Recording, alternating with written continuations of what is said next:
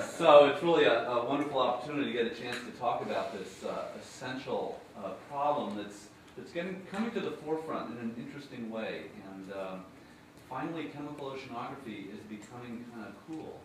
And it's a wonderful moment for chemical oceanographers.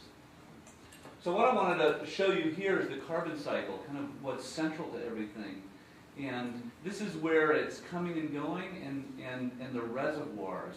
I don't really care if you notice the actual values. What I want you to think about, see at first, is that most of these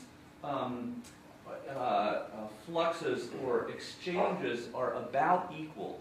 So there aren't really big offsets, and that's how nature likes to work. Generally, it's in balance.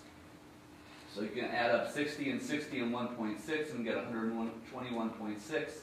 It's 121.3 there. So that there's some sense of balance there, and nature is in fact in balance.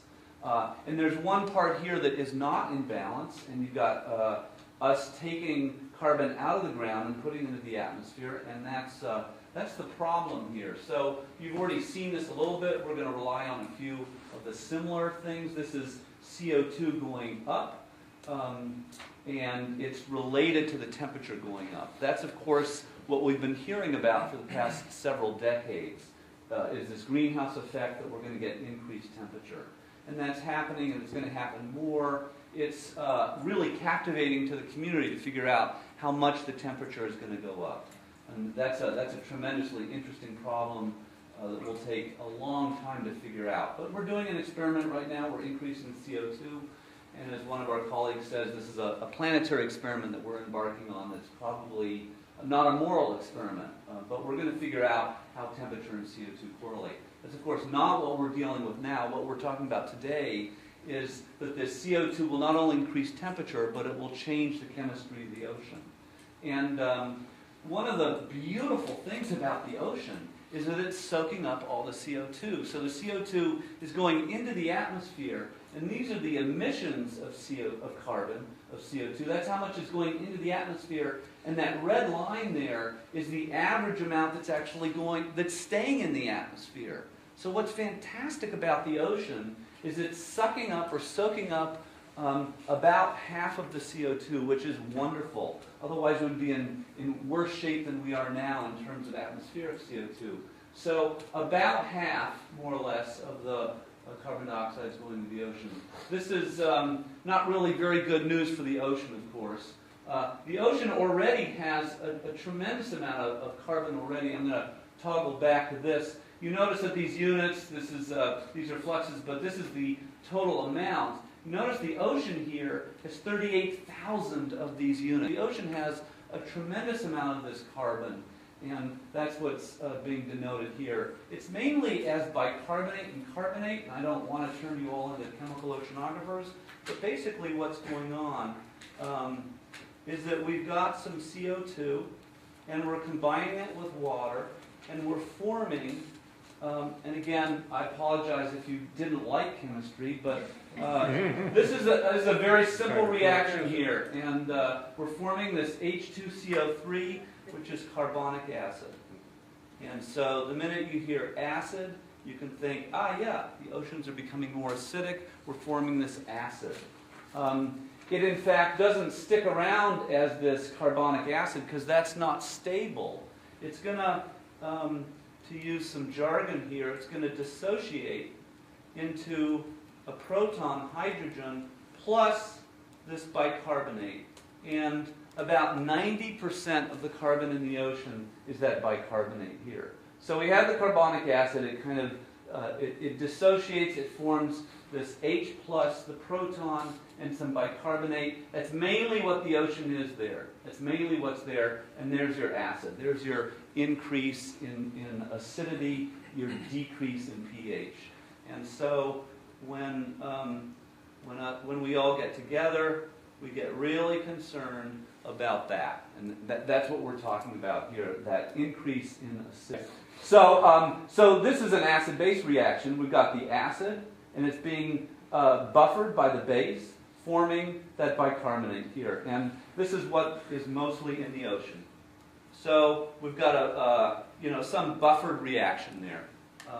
And that's what the ocean is doing. It's neutralizing the acid. And this is wonderful news if you care about what's going on in the atmosphere. And in the long term, if you care about millions of years, this is also very good because actually we're buffering the CO2 that's going into the atmosphere. The oceans are a tremendous asset. But in the medium term, we're increasing the acidity of the ocean, which is really bad news for critters that live there. So what I'm trying to give you a sense here is that the oceans have a tremendous amount of carbon, huge amount of carbon. They're sucking up a lot of, or absorbing a lot of the CO2 from the atmosphere, and eventually it'll all be neutralized. So in the very long term, we're all happy, but in 100,000 millennial timescales, we get a little concerned. And that's where the corals come in. What we're looking at here, I am not going to teach you what this Greek letter means, but basically everything over about 3.2 or so, everything over this, we're going to form coral, or form calcium carbonate, which is what coral is made out of. And it's aragonite, if you care. And everything below this, coral doesn't form. So the author here has made a clear distinction between yellow and blue.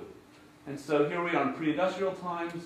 The world's a happy place from a coralline perspective. It's actually light blue. Here we are today, darker blue, but corals are still able to form. And I'm going to skip right to, I'm sorry, this is amount of CO2 in the atmosphere. 280, 380, 450. I don't care about units. These are parts per million. 500, you see at about 500 and 550 ppm, things start really getting bad for the coral. And once we get to 650 ppm, you can see that coral isn't going to form easily. It's not going to form at all. The corals just can't make a living. They can't make their shell.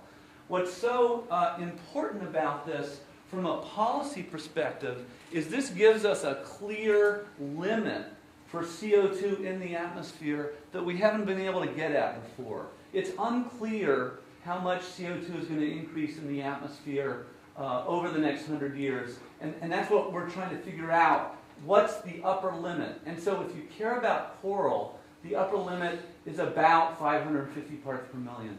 And this is a very useful number.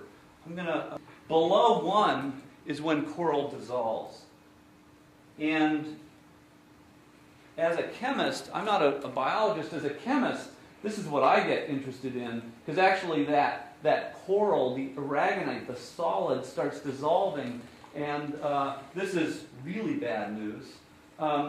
This is the same picture that you saw before. These are really images that help you associate these values of CO2 with what the coral might look like. So here we are in present day, or maybe last year's value. You see pretty fish and pretty coral, 380 odd ppm, a little change, increase in temperature. And then once we start increasing the amount of CO2 in the atmosphere, you can see that things look a little bleaker. I'm going to remind you where that is in this space. We're here. So at about 500, 550 ppm, it starts getting kind of bleak. And then over 500 ppm, the coral really aren't able to make a living.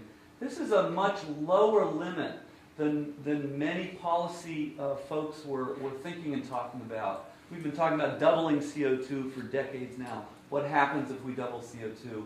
And we're way below doubling CO2. I'm going to toggle beyond, show some pretty pictures that you've seen before. This is the organism that's so important. And it's so important because it's down here in the Southern Ocean. It's the base of the food chain in the Southern Ocean, which is what Chris was talking about. And the minute you eliminate this, it's hard to know what's going to happen because these are the base of the food chain. This is what things rely on in the Southern Ocean.